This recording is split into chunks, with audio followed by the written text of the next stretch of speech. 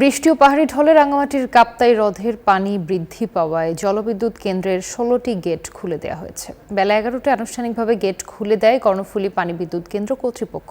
পানি বিদ্যুৎ কেন্দ্র কর্তৃপক্ষ জানায়, কর্ণফুলী নদীতে ৯,০০০ কিউসেক পানি ছাড়া হচ্ছে। এরই মধ্যে ৫টি ইউনিটে ৩২,০০০ কিউসেক পানি নিষ্কাশিত হচ্ছে। এর আগে বৃহস্পতিবার সন্ধ্যায় হ্রদের পানি বিপদসীমার কাছাকাছি চলে আসায় উজান ও ভাটি এলাকার বন্যা নিয়ন্ত্রণ এবং সামগ্রিক পানি ব্যবস্থাপনার স্বার্থে বাঁধের স্পিলওয়ে গেট খোলার সিদ্ধান্ত নেওয়া হয়।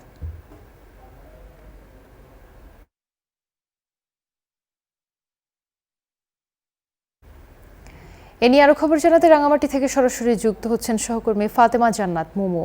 মুমু, পানি ছেড়ে দেওয়ার সিদ্ধান্ত, তো এতে কি নির্মাঞ্চল প্লাবিত হওয়ার ঝুঁকি রয়েছে কিনা বিস্তারিত জানাবেন। ধন্যবাদ রোবা। কাপ্তাই হ্রদের আজকে ১৬টি স্পিলওয়ে ৬ ইঞ্চি করে খুলে দেওয়া হয়েছে। ৯,০০০ কিউসেক পানি ছাড়া হবে কর্ণফুলী নদীতে।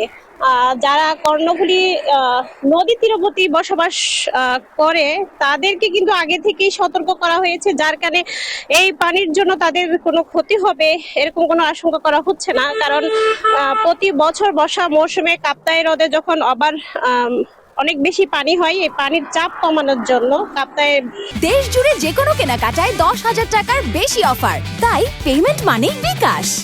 হ্রদের যে বাঁধ জলবিদ্যুৎ কেন্দ্রে, সে বাঁধের ভারসাম্য রক্ষা করার জন্য প্রতি বছরই বর্ষা মৌসুমে কাপ্তাই হ্রদ থেকে কিছু পানি কর্ণফুলী নদীতে ছেড়ে দেওয়া হয়। তবে ৯,০০০ কিউসেক যে পানি ছাড়া হবে সেটি একসাথে না, পর্যায়ক্রমে ছাড়া হবে। আজকে গেট খুলে দেওয়া হয়েছে।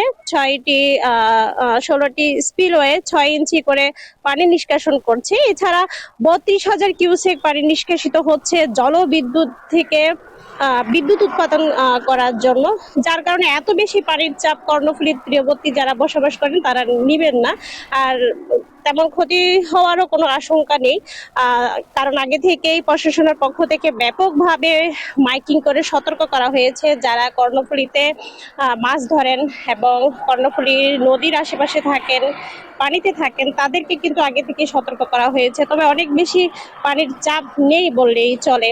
সকাল বেলা ১১টার দিকে কাপ্তাই জলবিদ্যুৎ কেন্দ্রের যে ১৬টি স্পিলওয়ে সেটি আনুষ্ঠানিকভাবে খোলা হয়েছে। রাঙামাটি জেলা প্রশাসক নাজমা শাফি এবং অতিরিক্ত জেলা প্রশাসক রুহুল আমিন সহ প্রশাসনের বিভিন্ন কর্মকর্তারা উপস্থিত ছিলেন এবং ভালোভাবেই পর্যবেক্ষণ করেছেন যাতে এই পানি থেকে কারো ক্ষতি না হয় এবং কাপ্তাই হ্রদ এবং কর্ণফুলী পানির যে সমান যে পরিমাপ সেটি যেন ঠিক থাকে।